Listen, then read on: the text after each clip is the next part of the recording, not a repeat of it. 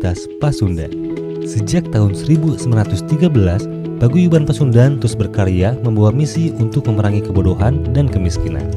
Hingga akhirnya lahir Universitas Pasundan pada tahun 1960 dengan Fakultas Hukum sebagai fakultas pertamanya. Dengan berlandaskan nilai kesundaan dan keislaman, Fakultas Hukum Unpas terus berkarya, berinovasi, dan beradaptasi dengan perkembangan zaman dalam dunia pendidikan. Untuk mendorong percepatan peningkatan mutu pendidikan, di fakultas ini telah diterapkan kurikulum MBKM. Bismillahirrahmanirrahim. Assalamualaikum warahmatullahi wabarakatuh. Salam sejahtera buat kita semua. Om Swastiastu, Namo Buddhaya, salam kebajikan, salam sejahtera. Perkenalkan, nama saya Wilman Supondo Akbar, SHMH.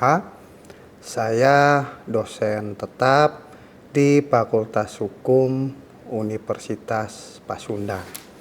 Selama saya menjadi dosen di Fakultas Hukum Universitas Pasundan oleh rektor, baik juga oleh dekan, saya sudah diberikan amanah atau tugas untuk mengampu beberapa mata kuliah.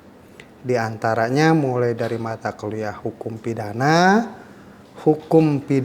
khusus, cyber law, hukum acara pidana, kriminologi, kejahatan money laundering, lalu pendidikan hukum masyarakat, politik hukum, penegakan hukum terhadap kejahatan tindak pidana korupsi.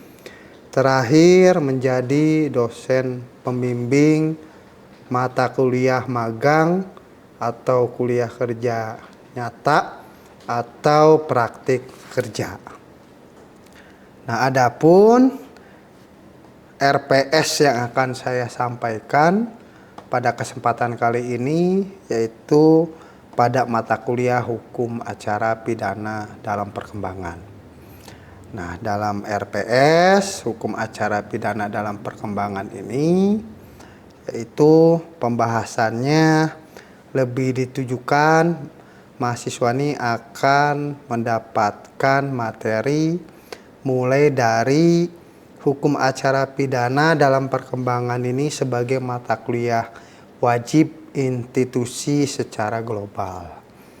Lalu ada definisi hukum acara pidana dalam perkembangan, fungsi dan tujuan daripada hukum acara pidana, letak hukum acara pidana dalam sistematika hukum di Indonesia, lalu ada sumber-sumber hukum acara pidana dan asas-asas hukum acara pidana dalam perkembangan, lalu bagaimana cara petugas mengetahui adanya suatu tindak pidana, lalu apa itu laporan dan pengaduan, sampai dengan ilmu bantu hukum acara pidana. Lalu ada juga sistem peradilan pidana, pemeriksaan pendahuluan, penuntutan dan surat dakwaan. Lalu proses perkara pidana di sidang pengadilan baik luring maupun daring itu seperti apa, sampai dengan hukum pembuktiannya. Lalu ada acara pemeriksaan biasa, singkat, cepat, sampai dengan putusan pengadilan. Lalu ada upaya hukum dan bagaimana melaksanakan eksekusi daripada putusan pengadilan tersebut. Lalu juga ada beberapa jenis putusan hakim dengan dakwaan mulai dari dakwaan berbentuk tunggal, dakwaan berbentuk alternatif, dakwaan berbentuk subsidiar, dakwaan berbentuk kumulatif, dan dakwaan berbentuk kombinasi. Nah, dari mulai perkuliahan perdana sampai dengan sebelum pelaksanaan UTS, ini teman-teman mahasiswa ini akan mendapatkan materi tersebut.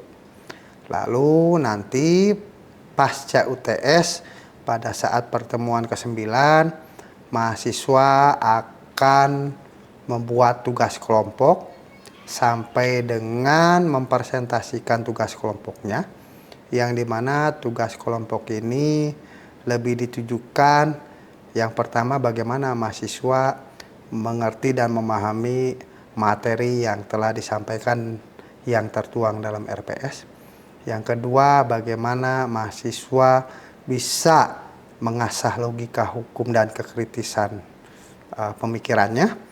Yang ketiga, bagaimana mahasiswa bisa menganalisa suatu perkara dalam proses persidangan, apakah dalam hukum acaranya terdapat beberapa penyimpangan atau sudah sesuai, sampai juga menganalisa suatu perkara.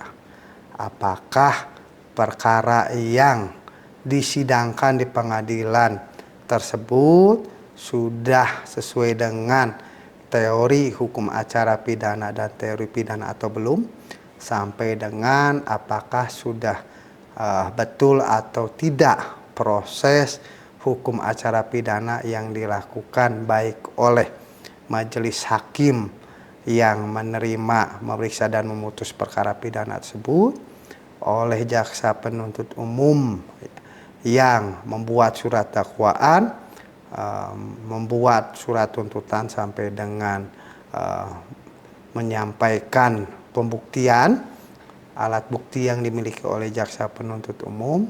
Lalu tidak lepas juga bagaimana hak-hak terdakwa ataupun tersangka selama proses penyidikan, penuntutan, dan persidangan ini didapat dengan baik atau tidak oleh terdakwa atau kuasa hukumnya. Terakhir, bagaimana lembaga pemasyarakatan beserta jaksa penuntut umum sebagai pelaksana dari putusan pengadilan atau putusan hakim tersebut menjalankan fungsinya. Nah, demikian gambaran seputar RPS mata kuliah hukum acara pidana dalam perkembangan yang akan diberikan sekaligus yang akan didapatkan oleh mahasiswa selama 1 semester ke depan. Bismillahirrahmanirrahim. Assalamualaikum warahmatullahi wabarakatuh. Salam sejahtera buat kita semua. Om Swastiastu, Namo Buddhaya, salam kebajikan. Selamat siang, sampurasun teman-teman. Alhamdulillah pada perkuliahan perdana di semester kali ini, selama 1 semester ke depan kita akan membahas soal hukum acara pidana ya teman-teman. Dan bisa teman-teman lihat di sini bahwa selama 1 semester ke depan ya, kita akan membahas mulai dari hukum acara pidana dalam perkembangan sebagai mata kuliah wajib institusi secara global. Lalu lanjut ke definisi hukum acara pidana dalam perkembangan, fungsi dan tujuan hukum acara pidana, letak hukum acara pidana dalam sistematika hukum Indonesia, lalu sumber-sumber hukum acara pidana dan asas-asas hukum acara pidana dalam perkembangan. Lalu bagaimana cara petugas mengetahui adanya tindak pidana, laporan, pengaduan, ilmu bantu hukum acara pidana. Lalu sistem peradilan pidana, pemeriksaan pendahuluan, penuntutan, dan surat dakwaan. Lalu proses perkara pidana di muka sidang pengadilan, baik luring maupun daring, dan sampai dengan hukum pembuktiannya. Lalu nanti teman-teman akan ada tugas kelompok, jadi akan membedah satu kasus posisi dan analisa hukumnya seperti apa ya. Nah, setelah itu teman-teman akan membahas soal acara pemeriksaan biasa, singkat, cepat, putusan pengadilan, upaya hukum dan eksekusi. Dan terakhir kita akan membahas soal beberapa jenis surat dakwaan ya. Mulai apa itu dakwaan berbentuk tunggal, dakwaan berbentuk alternatif, dakwaan berbentuk subsidiar, dakwaan berbentuk kumulatif, dan dakwaan berbentuk kombinasi. Nah, itu bahan di RPS selama kita akan mempelajari mata kuliah hukum acara pidana ini selama 1 semester ke depan ya teman-teman. Dan selanjutnya kita akan membahas materi ya teman-teman. Nah, ini ada bentuk-bentuk surat dakwaan ya. Ini dimulai dari definisi, lalu ada fungsi surat dakwaan menurut beberapa ahli ya, mulai dari menurut Darwin Prince.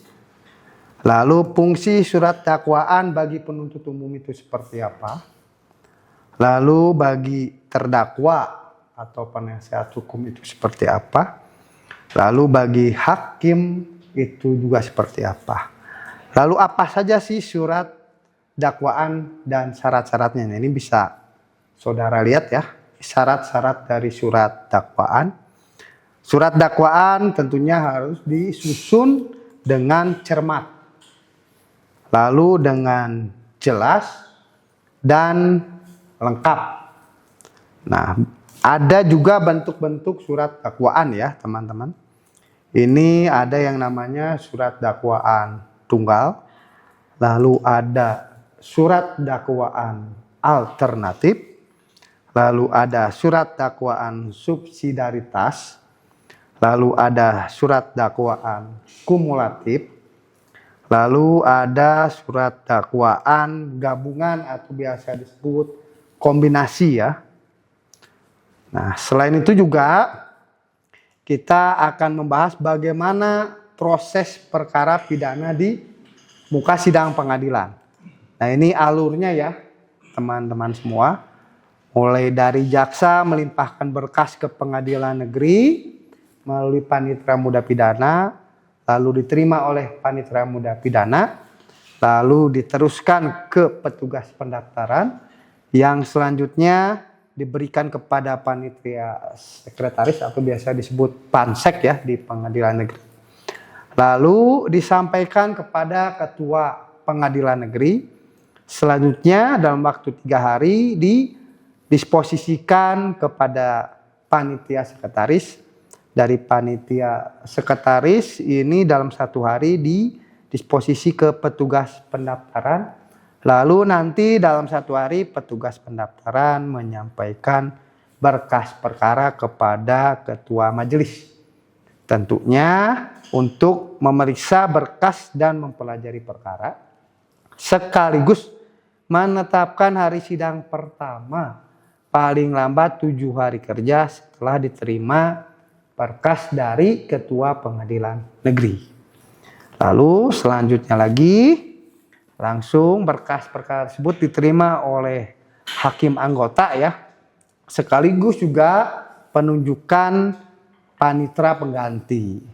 Lalu setelah disampaikan siapa ketua dan anggota majelis beserta panitera penggantinya, disampaikanlah kepada jaksa penuntut umum. Dan terakhir kepada para pihak yang harus hadir pada jadwal yang telah ditentukan pada sidang pertama. Nah, ini bisa saudara lihat ya. Ini pengertian daripada perkara pidana umum ya dan ruang lingkupnya. Lalu ada juga perkara pidana singkat. Nah, lalu ada perkara pidana cepat. Lalu ada perkara pidana lalu lintas. Lalu ada perkara pidana dengan pemeriksaan acara biasa. Lalu ada juga pemeriksaan pidana secara singkat. Lalu ada pemeriksaan perkara tindak pidana cepat atau ringan. Nah, ini masuk sekarang kita kepada tahapan dan tata cara sidang perkara pidana. Ini mulai dari hukum pembuktian ya. Nah, ini alat bukti yang menjadi sangat penting di dalam Kitab Undang-Undang Hukum Acara Pidana ya. Ada 5 alat bukti ya. Mulai dari 1 keterangan saksi, yang kedua keterangan ahli, yang ketiga surat, yang keempat petunjuk, yang kelima keterangan terdakwa. Pertanyaannya, dari 5 alat bukti ini apakah bisa terlebih dahulu diacak? Nah, ini tidak bisa ya saudara-saudara. Hierarkinya harus dimulai dari keterangan saksi sampai dengan terakhir keterangan terdakwa. Dan nilai pembuktiannya juga berbeda. Artinya keterangan saksi dengan keterangan ahli berbeda nilai pembuktiannya. Begitupun juga dengan surat petunjuk juga berbeda. Terakhir juga keterangan terdakwa dengan keempat lain yang di atas juga nilai pembuktiannya berbeda ya. Nah, lalu sekarang kita akan masuk ke apa itu keterangan saksi ya. Nah, ini diatur di pasal 1 angka 27 KUHP. Lalu ada di pasal 185 ayat 1 KUHP ya. Nah, lalu keterangan ahli. Nah, keterangan ahli ini diatur di pasal 1 angka 28 KUHP. Lalu ada surat. Nah, ini ada beberapa pengertian surat menurut para ahli ya. Nah, ini menurut Sudikno Mertokusumo, surat adalah yang memuat tanda-tanda bacaan yang dimaksudkan untuk mencurahkan isi hati atau untuk menyampaikan buah pikiran seseorang dan dipergunakan sebagai pembuktian.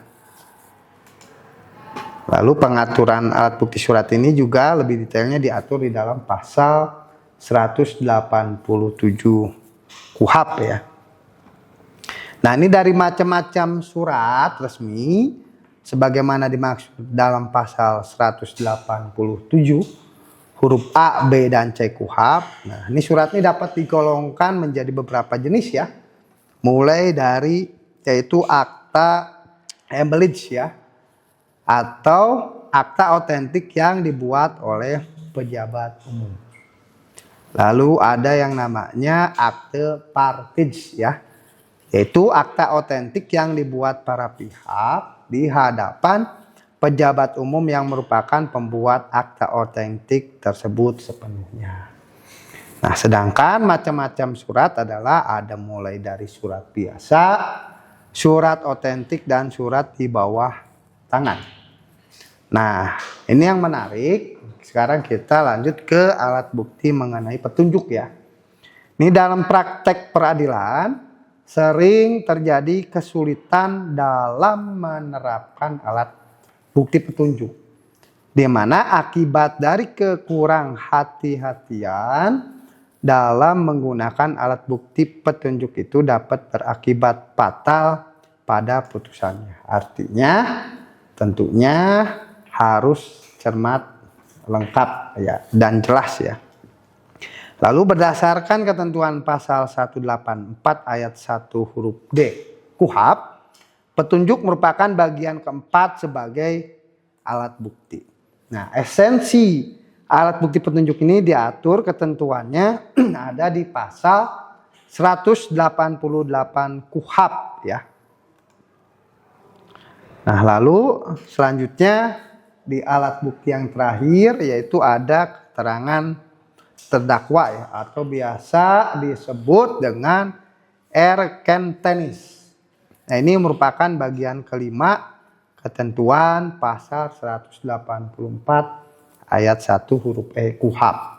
Nah, apabila perbandingan dari segi istilah dengan pengakuan terdakwa, pada dasarnya keterangan terdakwa sebagai alat bukti tidak perlu sama atau berbentuk pengakuan. Semua keterangan terdakwa hendaknya didengar. Apakah itu berupa penyangkalan, pengakuan, ataupun pengakuan sebagian dari perbuatan atau keadaan. Nah, keterangan terdakwa tidak perlu sama dengan pengakuan. Karena, nah ini perlu diingat ya, keterangan terdakwa tidak perlu sama dengan pengakuan karena pengakuan sebagai alat bukti mempunyai syarat tertentu ya. Nah, lalu berikutnya, nah ini yang menarik teman-teman. peradilan penegakan hukum di Indonesia, khususnya dalam penegakan hukum pidana, Mahkamah Agung ini dari jauh-jauh hari sudah membuat konsep dan program agar praktek penegakan hukum pidana di pengadilan ini dapat dilakukan secara elektronik atau daring. Mengingat luas yurisdiksi Negara Kesatuan Republik Indonesia ini sangat luas, dari Sabang sampai Merauke, gitu kan. Dan juga tiap kabupaten kota belum semua ada pengadilan negeri. Bahkan ada beberapa kabupaten kota yang digabung.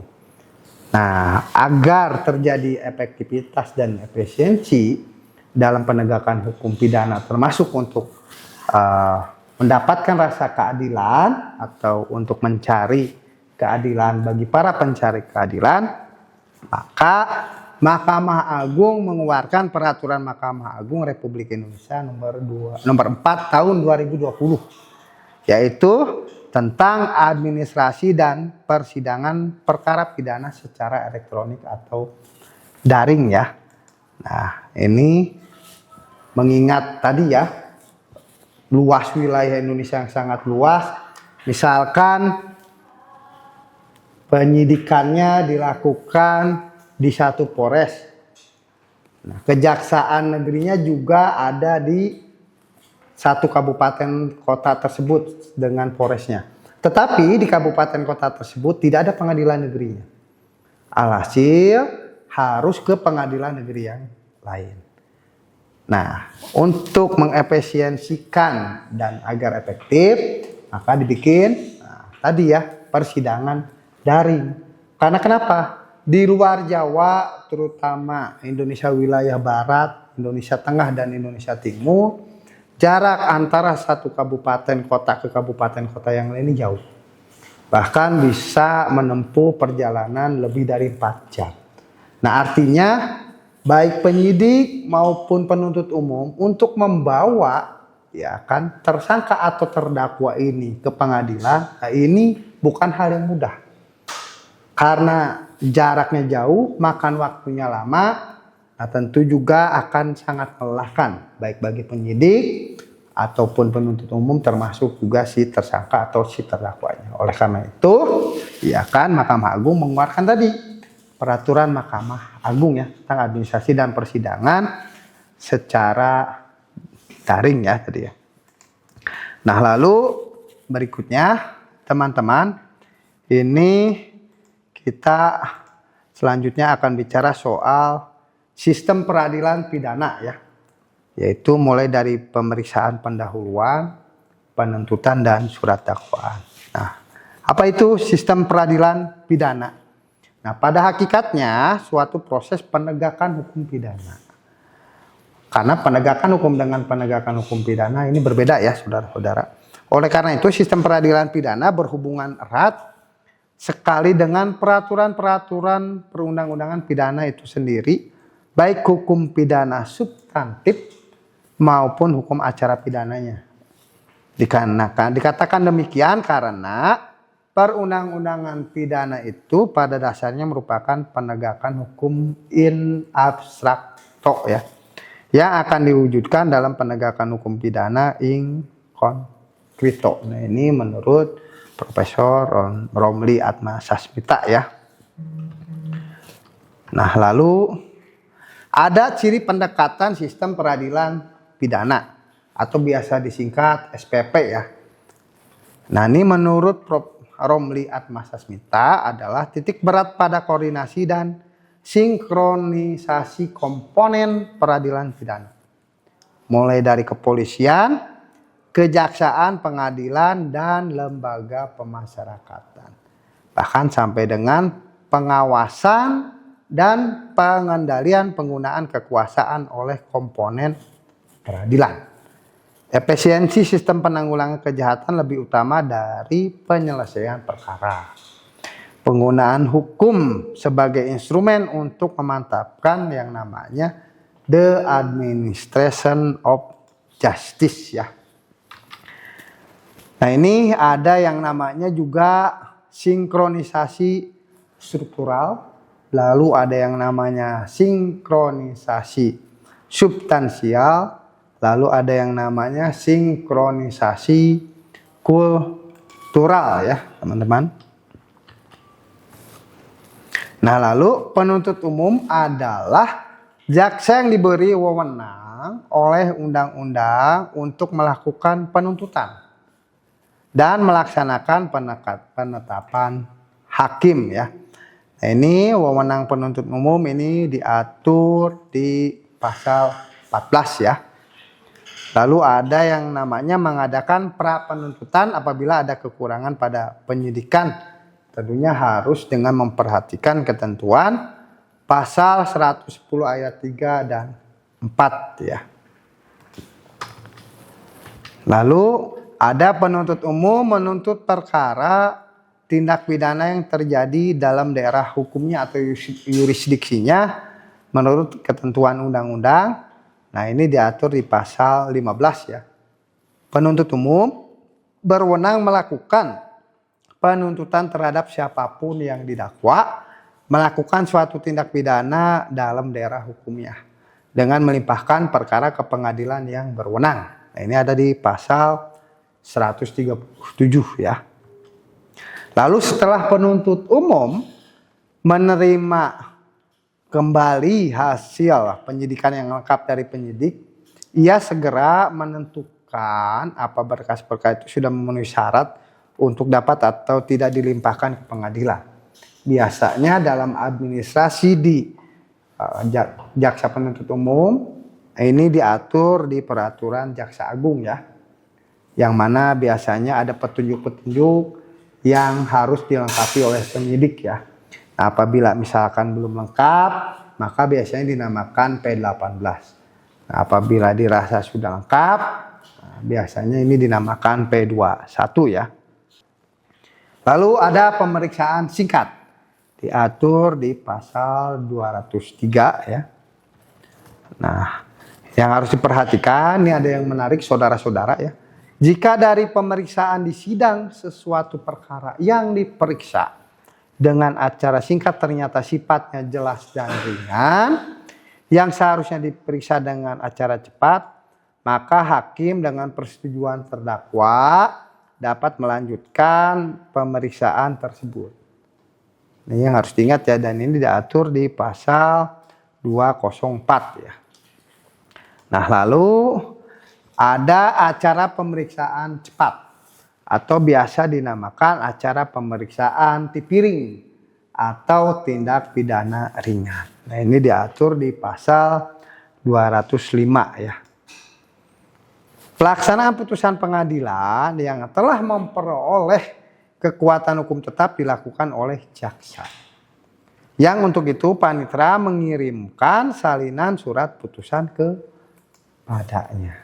Jadi tugas pokok fungsi dan wewenang jaksa tidak selesai pada pembuatan surat dakwaan penuntutan, tapi juga ya kan untuk melakukan ya kan perintah dari putusan pengadilan. Nah, lalu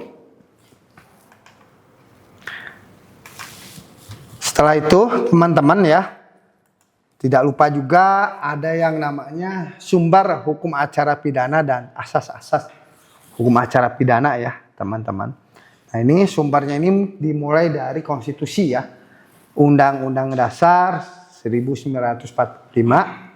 Ini ada di pasal 24 ayat 1 dan ayat 2 ya. Nah, lalu ada yang namanya asas-asas hukum acara pidana ya. Ini dimulai dari asas legalitas, asas diferensiasi fungsional ya kan. Nah, lalu ada juga asas legal assistance. Nah, lalu juga ada asas pemeriksaan hakim yang langsung dan lisan dalam sidang pengadilan dilakukan oleh hakim secara langsung ya. Nah, lalu ada asas praduga tidak bersalah. Nah, lalu juga ada asas yang namanya remedi dan rehabilitation. Nah, ini contoh beberapa putusan ya rehabilitasi yang pernah ada di Mahkamah Agung Republik Indonesia ya. Nah, selanjutnya ada yang dinamakan asas fair, impartial, impersonal, dan objektif, yaitu peradilan yang cepat, sederhana, biaya ringan, bebas, jujur, dan tidak memihak ya. Nah, lalu ada yang namanya asas keterbukaan atau sidang pemeriksaan pengadilan terbuka untuk umum.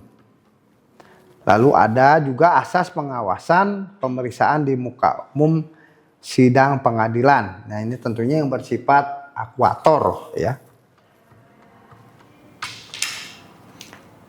Nah, ini beberapa jenis vonis ya. Menurut RIB, keputusan hakim atau biasa disebut vonis ini dapat berupa mulai dari pembebasan dari segala tuduhan apabila sidang pengadilan menganggap bahwa perkara tersebut kurang cukup bukti. Lalu pembebasan dari segala tuntutan hukum apabila perkara yang diajukan dapat dibuktikan akan tetapi tidak merupakan kejahatan maupun pelanggaran. Dan ada juga menjatuhkan pidana atau menghukum atau hukuman ya, atau diberi hukuman apabila tindak pidana itu dapat dibuktikan bahwa terdakwalah yang melakukan dan hakim mempunyai keyakinan akan kebenaran. Hakim juga harus berdasarkan keyakinan akan kebenarannya dan juga berdasarkan fakta persidangan. Lalu ada yang namanya asas equality before the law ya, atau biasa disebut asas isonomia atau asas persamaan di muka hukum ya. Lalu ada asas presentasi atau hadirnya terdakwa, ada asas Miranda rules, lalu ada asas oportunitas, lalu ada asas akusator dan inquisitor ya. Nah, itu saudara-saudara, selama 1 semester ke depan apa yang sudah saya sampaikan nanti kita akan bahas lebih jauhnya lagi ya. Oleh karena itu saya pikir di pertemuan perdana ini saya rasa cukup. Di pertemuan berikutnya sampai akhir semester kita akan memperdalam apa yang sudah tadi saya sampaikan, termasuk nanti akan dilengkapi oleh tugas kelompok dengan menganalisa putusan pengadilan yang sudah memperoleh kekuatan hukum tetap berdasarkan pendekatan teori hukum acara pidana dan juga teori hukum pidana. Demikian perkuliahan perdana kita hari ini. Atas lebih kurangnya saya ucapkan terima kasih. Kita ucapkan hamdalah, kita tutup. Billahi taufiq hidayah. Assalamualaikum warahmatullahi wabarakatuh.